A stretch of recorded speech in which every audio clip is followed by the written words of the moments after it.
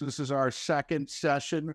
We're lucky to have three members of the judiciary here today. We have Judge Gary Gaertner, graduate of SLU's School of Law, began his career as an attorney in 1990, worked in private practice and as assistant state prosecutor and even federal prosecutor before being appointed to the bench in 2000. Judge Gaertner has served as a circuit judge, probate judge, and currently sits on the Missouri Court of Appeals. We always have to start introductions with the people on the top there, and so we have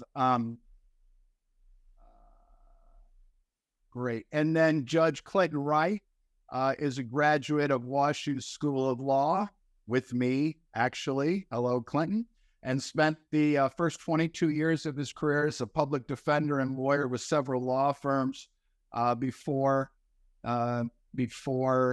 being appointed to the bench in 2018 in the city of St. Louis, where he has served as a Missouri Circuit Judge ever since then. Judge Brian May is a graduate of SLU's School of Law and spent the first 21 years of his career practicing law at several law firms. Also served in the Missouri House of Representatives, where he was the chairman of the House Judiciary Committee.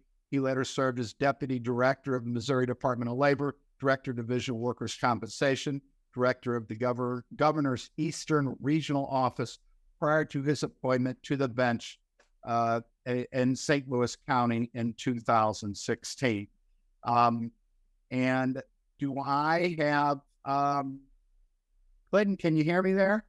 I can hear you. Hey, how are you, sir? Good to see you. I'm great. Good to see you. I also am a fan of the stash. Thank you. Well, it's pretty sweet right now. Just don't ask my wife, right? And then I want to make sure I got Judge Gaertner and unmuted him, but he can also unmute himself if he can hear me. And if I'm missing you, Judge Gaertner, let me know, please. So let me just start off. Judges Wright and Judge May. This is a panel. I'm going to let folks, if you want to ask, I've asked everybody to mute themselves because we're on Zoom, other than the judges who we're here to visit with. And I have some questions to start at. If you'd like to ask a question to the judges, if you don't mind putting it into the comments, and then we'll be able to ask them those questions, and I'll pull out of that. Judges May and Wright, how back to pre-COVID are your courtrooms, motion litigation practice, trial arguments, those types of things? Clayton, you want to go first? Sure. It varies a little bit from judge to judge, but generally I would say that everything is back to normal, except for the caveat that, at least the way I handle it, is you can still go on WebEx. I'm there live for all of my court dates, but I encourage people, in my practice, I found myself having to be in 6 counties at 9 a.m. and always mess that up. So I encourage people, especially for just counsel status, to jump on WebEx if they want to. I feel as though 90% still come in person, but that's one change. But generally, everybody who wants to come in person comes in person. Attorneys, litigants, that part's back to normal. Thank you. Judge May? Yes, I would say the same thing. And Judge Wright, I agree with him. As far as one thing I like to do is never forget what it was like to practice law.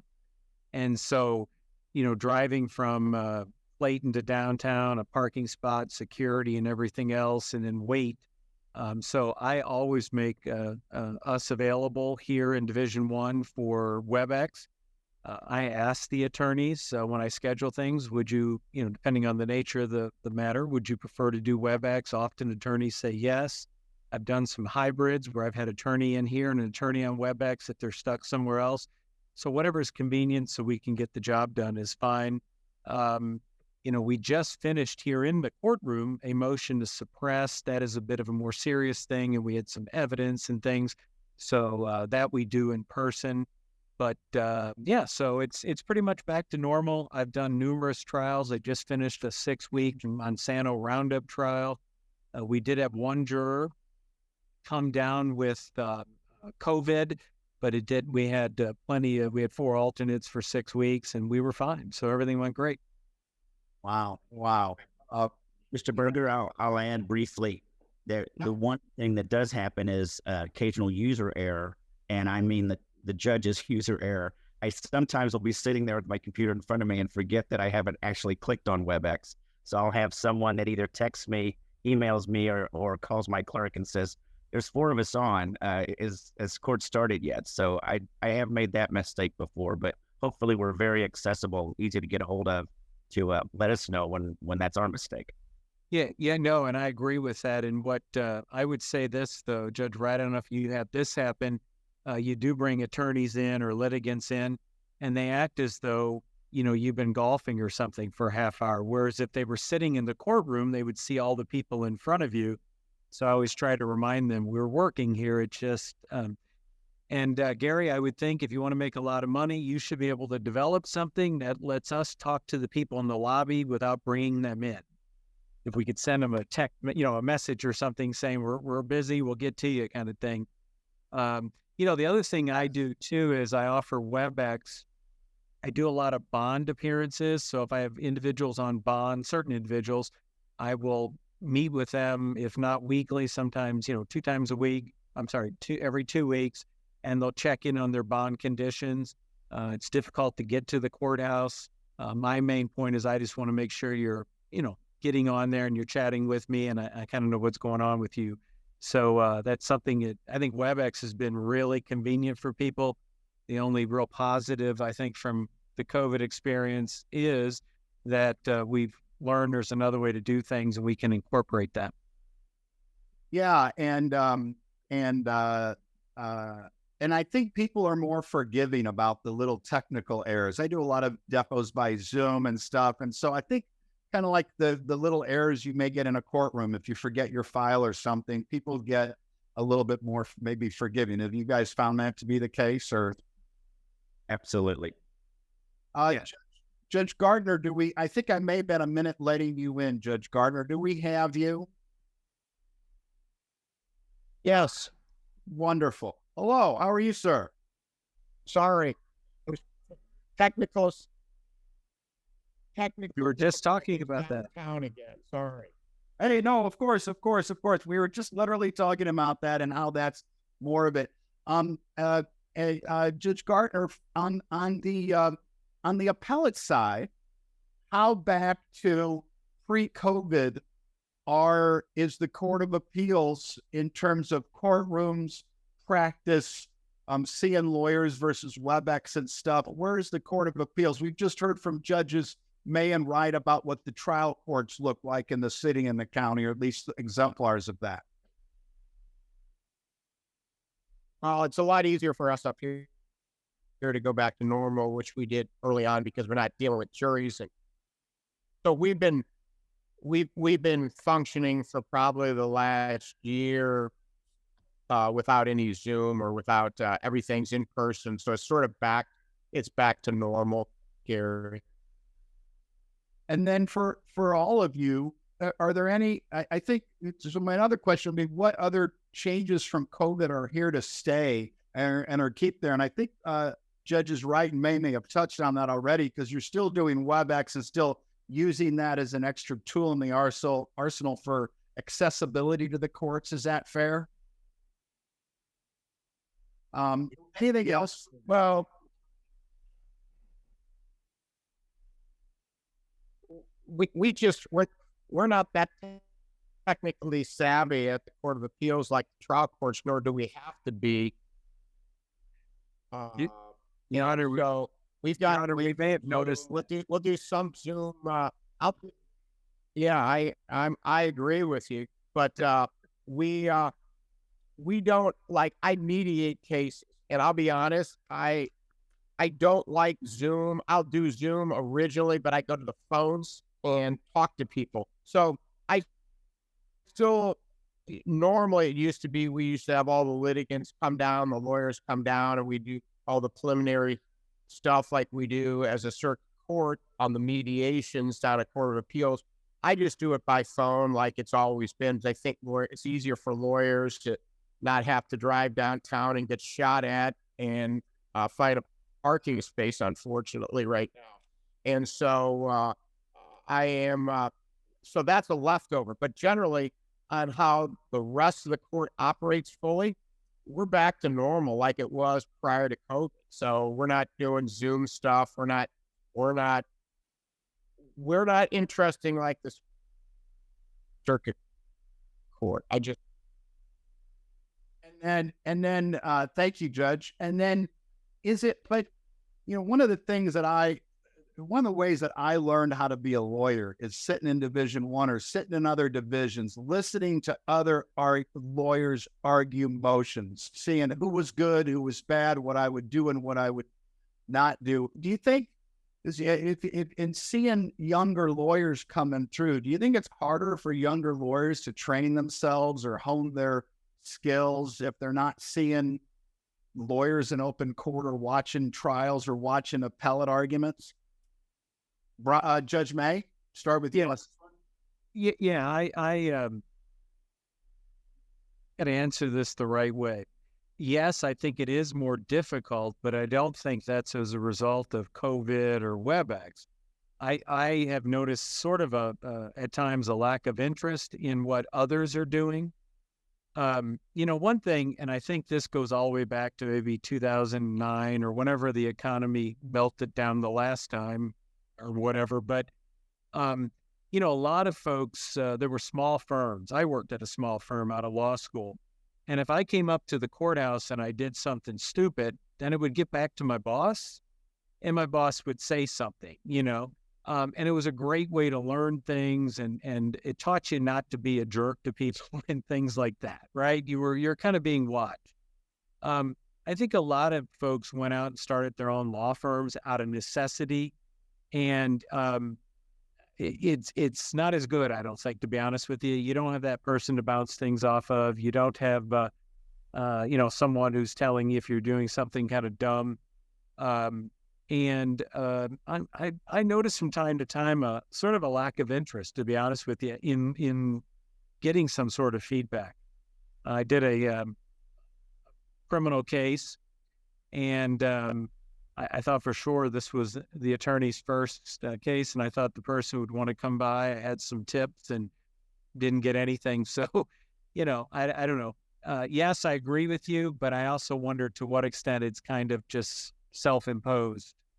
I used to go back to judges if I'd try a case. I go back and say, hey, what could I do better? How would I do it?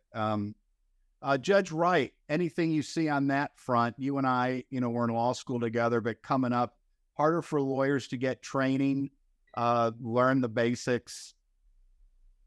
Yeah, I do. And Judge May touched on something. You see a few more people hanging a shingle who've had, maybe a little more training in law school than we had in our day, but really you don't really get it until you're second chairing somebody who's elder and such. And I'm happy to say that I had a couple situations where something glaring happened, and I could tell it would have been their first trial ever and had what I hoped was a positive conversation. But then when I talked to other attorneys anonymously about that, they said, hey, if you ever have that, call me. I'd love to mentor somebody on this case or that case. And I think that sort of community effort, it can be very positive. Like Judge May, I want to be very careful, but you occasionally see when you have a large bulk of attorneys come through, like in your criminal divisions, you'll have a lot of public defenders and criminal defense attorneys, obviously, and prosecutors, depending on how those particular offices are doing at the time, can have an effect on where people are in their training and such. So you do see nuances and changes, and maybe it's a little more glaring from the bench. But again, I always encourage attorneys to come by and ask questions and such. I have experience in all the areas of, domestic and criminal and civil, but it was less in civil. So I encourage civil attorneys to come by after trial where there might be a couple suggestions from me that maybe something didn't land with the jury, but I actually want to educate myself more. Like, what was the strategy here or what was this? And so I encourage that that after trial conversation. And I think it's very fruitful. And I've had a few people say, yeah, right. And I'm thinking, well, you're missing an opportunity, even if it's one little nugget. So, well, Chris, you went to that. Thank you. And then Judge Gaertner, anything on the appellate? The new notes, not in the old notes. The original note. Hold on. So, hey, Gary, I think Gregory Finland needs to mute. There you go. Well, I'm sorry, Judge. Judge Gaertner, we were talking with Judges May and Wright about challenges in younger lawyers being able to train, hone their practice, get it right. What about in the appellate world, in both in briefing, how to do briefs, because that's a big deal, how to do the right brief in the right way, as well as appellate advocacy and oral arguments? Have you seen younger folks getting training on that?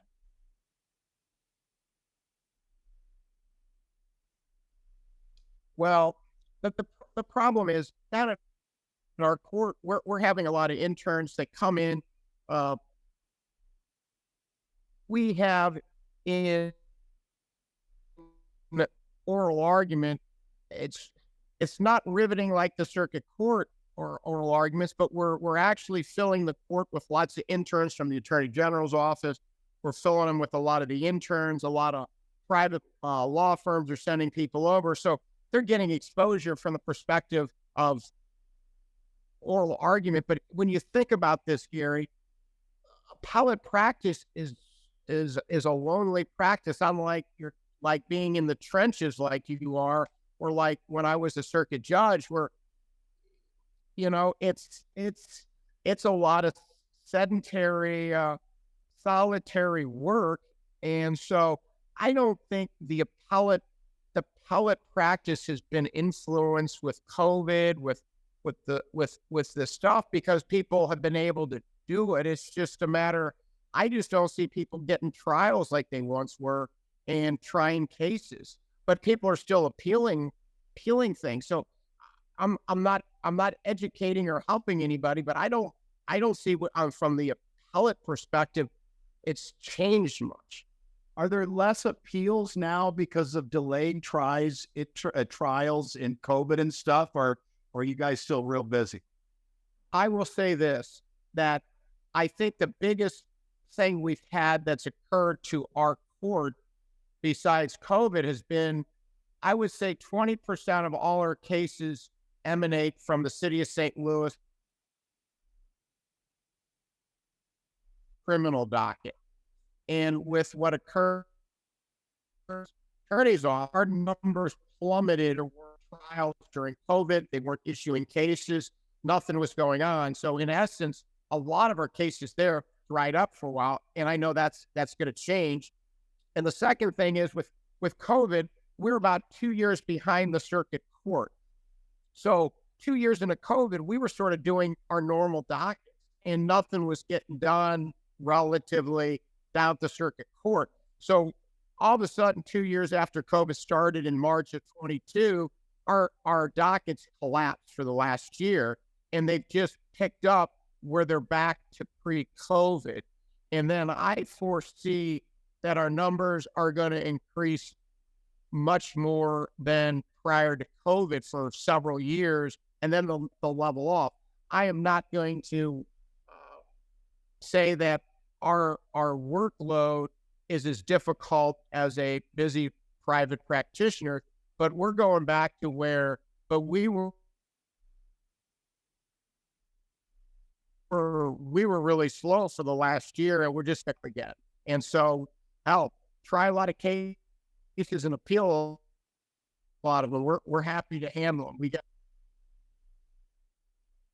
got it. Thank you. And we're having a little bit, Judge Gaertner, we're having a little bit of connectivity. We're losing some of your audio but just to let you know.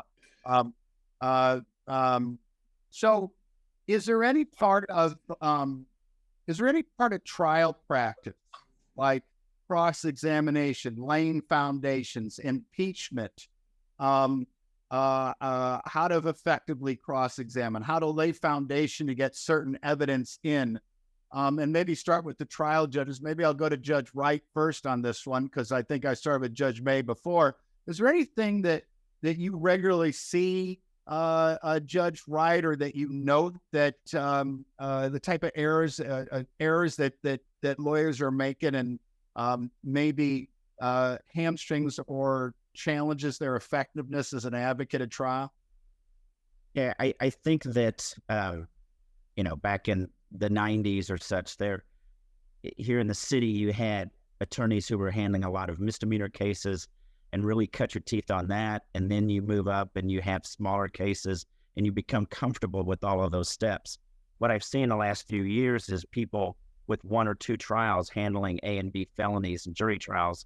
And when you don't have a comfort level with those basic building blocks, it can kind of erode, if only in your own mind, what's going on after that. So I have seen a drop in that. And I agree with Judge Gaertner in that in a lot of different ways, I think we're going to see some changes, or see improvements in that regard. But certainly that almost mundane training early in your career is crucial, because a lot of those things, even though technology is constantly changing, the foundations are almost identical.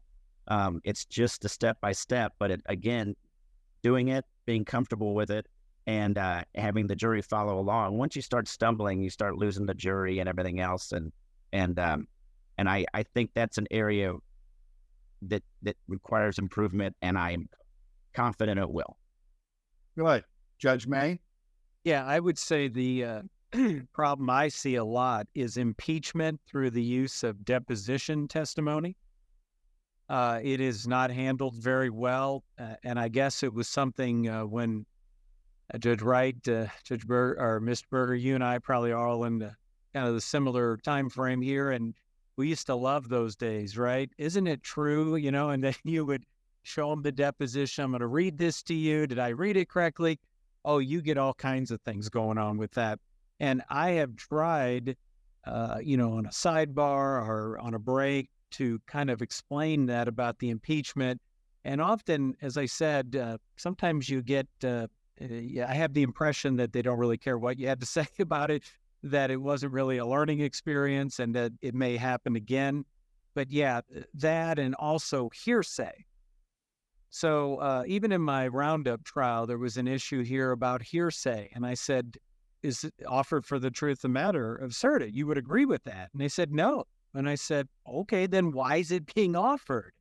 And then, we go round and around. And we have the benefit of Tom Stewart teaching us at Judicial College every year, and which I love his pyramid, and Judge Roboto does it too.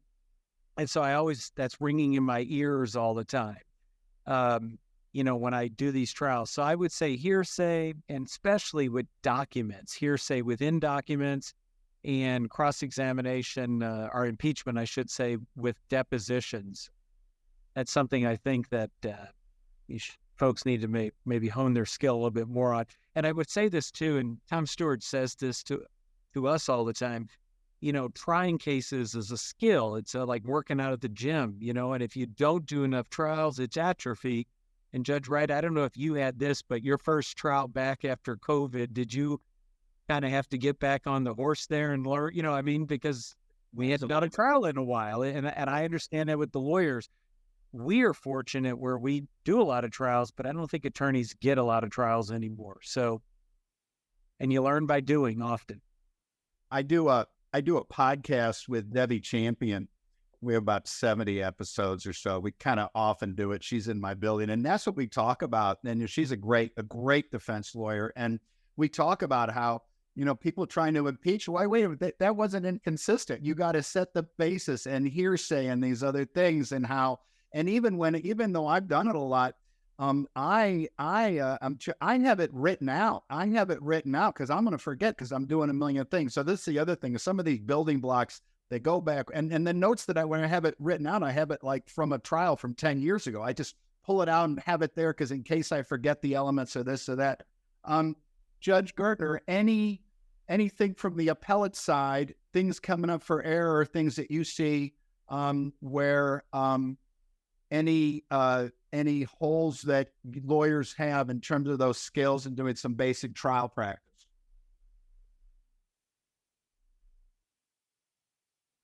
Well, I can't really talk on trial practice, but I'll talk on the appellate practice. I am probably fairly lenient on rule following, and if I understand what briefs are getting to, I want to go to the merits. I think that's our job, but there's a concurrent view that if a brief is not properly done, that they're dismissing quite a few appeals up here now. And I think the trend is going to be that if you don't follow the rules and with your points relied on, if you have a number of 3 issues and your point relied on, they're not going to address any of it. And that's from a perspective, if you're a practicing lawyer, what I used to do when I was in front of the Eighth Circuit was I sat with my rules and really tried to make sure my brief followed them. I may say that my briefs weren't probably the best, but I tried to follow the rules so I wouldn't have the Eighth Circuit strike it. And what's happening is, I think if you start looking at the published opinions for coming out, there's a number of panels that are striking a tremendous number of briefs. And I think it opens private practitioners up to legal malpractice. And I would heavily suggest to them to avoid that. If you have questions, call Joy Hamill, who is our legal counsel at the court, and talk to them about that. I would prefer that if a brief is not according to the rules and is a poor brief, let's say, and it's violating all the rules, I'd rather send it back to the lawyers and say, hey,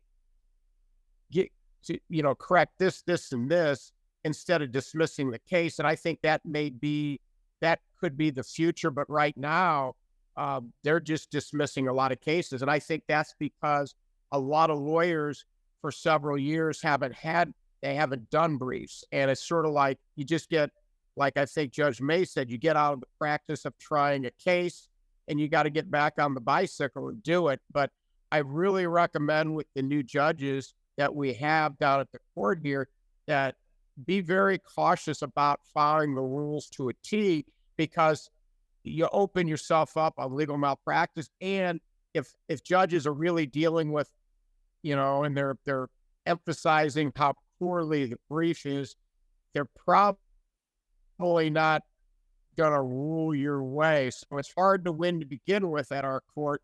But if you're not following the rules and doing what you're supposed to do, you're even putting yourself behind the trick bag even more.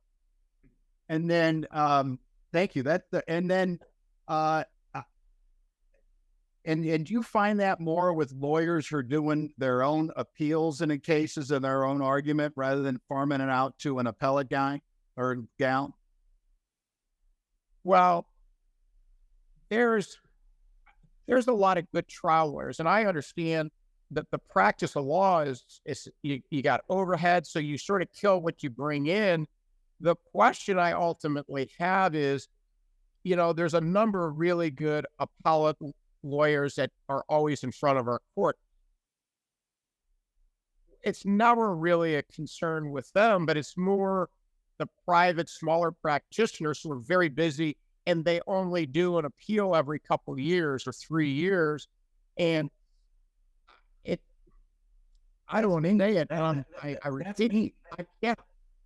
I repeat myself, but it's like you open yourself up. It's like, and we have some very, very intelligent lawyers who are very good appellate practitioners who are on our court now, and they're very persnickety about the standard of review and separating the standards of review, instead of that people are putting 3 issues and 1 point relied on, and then they have 1 standard of review. All 3 points have a different standard of review, and then we're not even going to review any of it, and that's a danger. So yeah, but it's understandable because it's on high and fun. What I try to, because I don't do it enough. I always try to get that brief done. I give myself an artificial deadline because I'm always so focused on the content and not the form. And these rules change too, just like everything else, they can change. And then I try to make myself go through the rules to make sure that I comply. What resources? So, like, I'll do an appeal every year or every 2 years. What resources does someone like me have? You mentioned Joy Hamill, or get other forms of online. I look at other people. If I know there's a good appellate lawyer, I'll go find some of their briefs and try to copy them, and I'll try to work with the rules. But I remember there used to be that pamphlet, the ABCs of Appellate Practice, that Eastern District pulled out. I used to keep that in my drawer all the time. What resources what other resources are there for folks like me? Well, Gary, I would call Joy Hannell if you have any problem. She's our legal counsel down there. She's happy to, and it's Hannel, Joy Hannell. She's very good. And what I'm going to do, Gary, is I know some of the younger judges have a real interest. And I'll say we ought to put out an ABC of appellate practice again, and almost putting because what happens is, I think if you, and I know, Gary, you do some pretty complex cases, I would have a good appellate attorney look at your brief beforehand, because I always look at it, I will be blunt. I am not going to say I'm the best writer there is in the world. As Judge Bob Dowd Sr. used to say, you can be a great writer or a great editor. I like to think I'm a good editor because I fly at 20,000 feet. And when you're a practitioner and you've tried the case and you're in the meat of the matter, and I fight it on complex cases all the time, you're dealing with real estate cases. The lawyers that have dealt with it on trial, they've lived with it for 4 or 5 years conceivably. And when they write this stuff, they're writing to somebody like me who handles, let's say, a real estate case every year or two. I'm not an expert in it. And so what you think is very clear, if you give it to somebody that doesn't know anything about your case and you have them read it and they can't understand it and they're going back and forth, that's your audience. I don't want to say that, but there's some judges that are very smart, but you can't be an expert at 30 or 40 different fields. And so from my perspective, I think running a brief through somebody who's a very good appellate lawyer who will fly at 20,000 feet and say, Gary, they're not going to understand that. You got to make that simple. You got to explain this complexity, because a trial judge like, Judge Wright or Judge May, they've handled a case for maybe 2-3 years. They sat through a jury trial. They know it all. We don't know any of that. So if you don't make it clear, and I'm going to say I'm going to say to the practitioners, if you're going to send a brief, it's a long brief or it's a complex brief, I love when a lawyer gives me a 1-page summary right up front. What is this case about? What's the issue and why I win? And if you can write that simply in like 1 page or a really complex case in 1.5 pages, that puts me in perspective when I read the brief. And I can say this, all the judges down in our court read the briefs. And that really helps me on a complex case. I'm not saying on a simple case, but even on a simple case, if you right up front tell me what's going on, it just is an easy flow. And I see a lot of good lawyers do that. That's one of my Achilles heels is, when I go to a trial, I know that if my case, I always say the simpler case wins. And so I try to bare bones it and get away, and I can be good at that. But when I go to when I write my brief, I got stuff in from all over the place because I don't want to jettison it and stuff. But then I give it to someone else who has fresh eyes and hasn't drank the water with me for years, and they'll totally change it. And I'm like, you know what, you're right, and it makes it so much more effective. So that's a point very well taken. Dan, Stan Wallach was, as a circuit judge in the county, was one of the best writers I've ever seen. And when he got trained, when he would do these appellate briefs, he would do about 20 cuts to it. And he would start at like 100 pages and he would end up at 15. That the amount of work that takes, it's the strength of that where it's concise and every word is important. And I'm not one of these believers like Judge Charlie Shaw used to say, it'd take 2 stacks of paper. The heavier one will hit the floor first, you say that loses. I'm not into that. But the tighter and the stronger it is and the shorter it is, it's helpful because you keep the concentration of the various judges. But Great point. And let me, and I don't mean to cut you off disrespectfully in any way, Judge. let me cut me off because appellate practice is not as important as the trial practice. Your bandwidth is low. I can't hear you. Judge, let me ask you. Let me move to summary judgment now. And we have a question in the chat in the comments. It's tough to get summary judgment in Missouri, and I've been in front of trial judges where they'll say, or it on one side or the other, defense against me or me trying to. You see any change coming to the Court of Appeals' reluctance to get rid of cases or claims on summary judgment? You're muted. Unmute. Yeah, now. I'm going to say I think times always change, politics always change.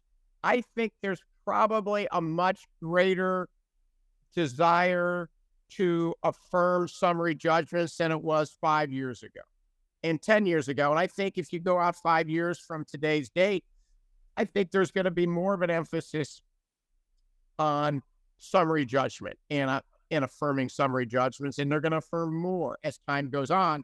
And I will say this, that what I was saying about the appellate briefs and really following the rules in the summary judgment motions, I mean, I know the judges that are on our court now go through with excruciating detail what occurred on the summary judgment, and it used to be trial judges would just not grant it or they would grant it. And if that summary judgment is not done properly according to the rules, you're going to have problems. I know that because people are very, very thorough on that today. But I also think what you're saying is summary judgment is going to be granted, is going to be affirmed more by our court. Judge May, how do you, as a city judge, when you're dealing with a summary judgment, what's going on? Not case specific, but what are you thinking about in terms of this area? Yeah, balancing a lot of things. One is, the desire to let people have their day in court. By the same measure, if the facts or the law doesn't support the case to go forward, then we have to do what we have to do. I do see a lot of folks don't comply with the rules. Or not a lot of folks, but some folks have not complied with all the rules. It's funny, before I took the bench, when I worked for the governor, I would interview a lot of judicial applicants and we would talk about summary judgment. But it's like anything, right? Until you actually do the job, you don't know what you're talking about, to be honest with you. So I take every summary judgment as they come. I don't have a blanket policy. I know when I practiced law years ago, you had very little chance in certain courtrooms, right, to ever get a summary judgment. But I'm a big believer in this, right? Lawyers spend a lot of time, a lot of effort, and they spend a lot of their clients' money or their own money if, it's a contingency matter. So I give them the due respect. I read everything. I check the facts. I will do an argument. I like to hear an oral argument. And I'll make a decision case by case. I don't have a blanket rule. I don't know if anyone does anymore, but I do recall back in the day there being some blanket rules, right? You weren't getting summary judgment. But I do think, though, we do need to balance this idea that people do have a right to their day in court, so to speak. So, like I say, take them case by case. Judge Wright? I would agree. I see it nudging back to center, or maybe somebody wouldn't define it quite that way, but I know in the city there was a reputation, years ago that couldn't possibly happen. There, it was just going to go to the jury and see where it went. That has changed. And I know what comes before me, and we have the luxury of staff attorneys, which are wonderful. And we take it very seriously. I actually just granted one in part just a month ago. But it still is a high burden. I think as a trial judge, you really want to see litigants be able to have their day in court. But the law, where it's very finely, strictly defined, follow it. It's what we do, and grant them where they're required. Let me thank you, Judge Wright. Let me stick with you, Judge Wright. So let me turning now to expert qualifications too, and striking experts. So that's a 2018 change now. We've been with us for a while. I've had I think and John Rahoy and I are doing a CLE right after this. One of our topics is on experts. I've had experts stricken. I've taken stricken experts to the Supreme Court. I've also had attacks on them going into trial. So Judge Wright, have you seen, are judges still trying to do the Fry standard and not really do this Daubert thing? It's like, it's really here now. It's been 5 years. Are they just, it used to be you challenge it and they say, oh, that goes to the weight, we'll let it go. How are you finding your application of your gatekeeping duties in terms of letting experts, both in terms of the expert as a whole, sorry for the long question, as well as how you can narrow their opinions and narrow what they can say to the jury and demonstratives that they can use? How have you used that in practice, sir? So I think this was an accident, but you were right to call on me first, because I had one of the first Daubert hearings, and I struck a circuit attorney's expert, a CAC worker, with regard to a particular issue, and the Court of Appeals said, stop that. And since then, it's funny, I see that case quoted a lot when civil cases are before me, and usually, often defense, but it goes both ways, are wanting to strike the plaintiff's expert, and they'll refer to my case, and I'm like, you didn't read the whole case, because it's treated now. I would say that it's not just, hey, if you've got somebody that says whatever, it's all fine. And I had a recent one that ended up with a relatively high verdict, but we had several from both sides, and we treated them very strictly, seriously. But at the end of the day, as a trial judge, I really don't want to tell people how to try their case. It always aggravated me because someone else said I wouldn't do it that way. But when it comes to this, it has to be relevant. And I think it has to help the jury. If it feels like it's confusing them, I think those things. So in a way, I think we use the rules of Daubert, but you still have a Fry feeling to it too, which is, where is this melding with the fairness of the whole process? As strictly as I thought we first took Daubert, and as strictly as maybe the federal court uses it, I don't think we're there yet. But I do think that it's something that we're no longer going to have. If you found somebody that'll say whatever, they're coming in. That day is gone. Let me stick with the trial court before we go to the Court of Appeals, Judge May. Yes, I've had a lot of experience with Daubert in the context of the Roundup litigation. I've done 2 of those jury trials. It is, first of all, yes, we applied Daubert. We also have learned from Tom Stewart during our various judicial colleges that, everybody cites the federal law. And my understanding is the Eighth Circuit, surprisingly, is quite liberal with Daubert in terms of letting evidence in or experts testify about things.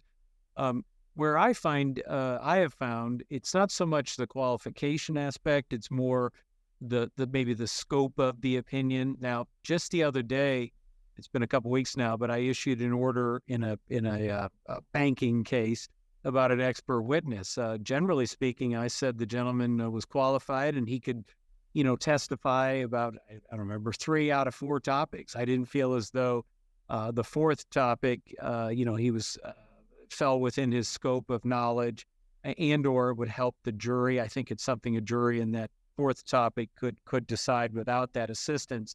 But yeah, we apply Daubert, and just real fast, I tell this story about someone who was applying to be a federal judge, and there's a Senator Kennedy out of Louisiana, and I was watching the confirmation hearing, and he says, what do you think about Daubert? And I thought, what is Daubert? I don't even know. Oh my God, how would I answer that question? And then I figure out he's from Louisiana. So Daubert, he was saying Daubert.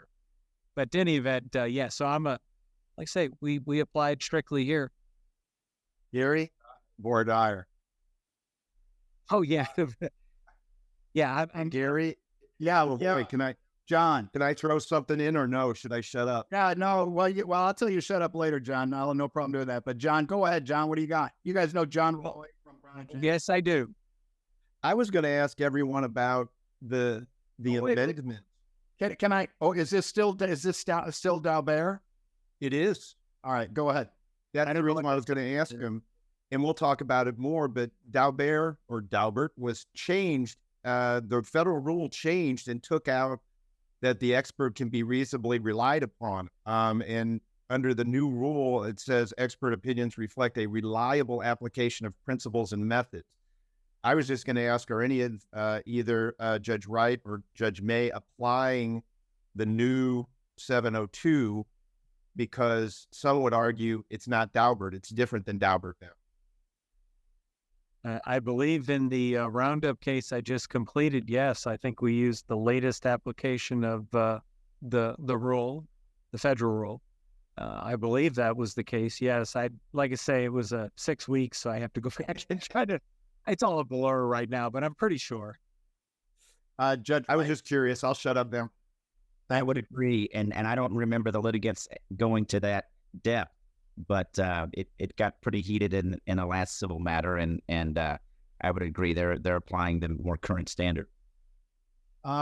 Judge Gaertner, can you same question to you? Experts, how the Court of Appeals are treating these striking or limiting opinions. I think you may be on mute as well. Thank you, Gary. I think there's going to be a couple cases, Daubert, coming out shortly, and I think they'll be fairly interesting cases. So it's just, I come from the old fry. I always let it in and let people decide, but that's not what the law is. And so we just have to live with what it is out there. And I think the Court of Appeals, Judge Oldlaw has had a real couple good opinions in the last couple of years on Daubert. And I know we got one or two coming out. And so it's just the way it is. It's a little tighter. Got it.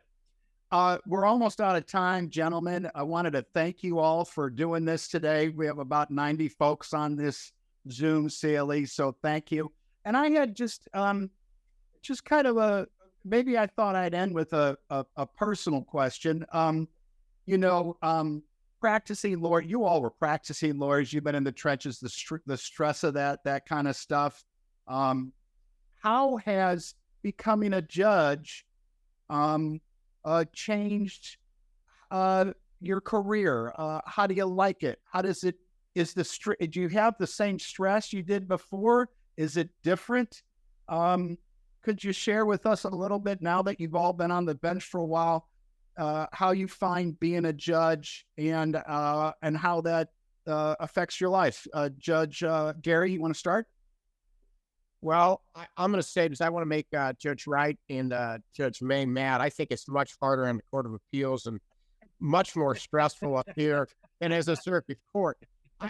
Without hubris, I got to say that practicing lawyers have 1,000 times more stress than I do, even as a circuit judge. And I think the stress that judges have is trying to make the right decision and seeing things happen that you don't like happen to people. And I think that's where it's stressful. but we don't have the financial stress. We don't have the time constraints that lawyers have. And I just hope that the lawyers realize that I try to remember that it's just because I want it doesn't mean I should give heart disease to lawyers saying we need it tomorrow. And so I respect what lawyers do. They have a much harder job, and they are ultimately more important than anything I do. And I thank them for the patience they've had with me, because I know I'm not always right, but I always think I am. So, Gary, Judge May. I would say that's why I loved appearing before Judge Gaertner, that sort of attitude. And what I try to bring to the bench is those individuals I had appeared before that were like that, and I try to emulate that. Practicing law is so difficult. Okay, I don't need to tell everybody listening, it is extremely difficult. I never forget that. In fact, my motion to suppress, I had asked the lawyers for the briefs on Friday. They were busy. I said, well, give them to me Monday. They didn't get them to me on time. Okay, I mean, they're working, they're busy. Nothing is personal against me. So I just kind of rolled with it, and I'll read it tonight and tomorrow, and that's fine. And so it is difficult. Never forget that. Also, well, just real fast, there's a funny show called Jury Trial. If anyone has seen it, it's like a comedy reality type thing. And at the end, there's the guy who plays the judge. He was a lawyer for 40 years.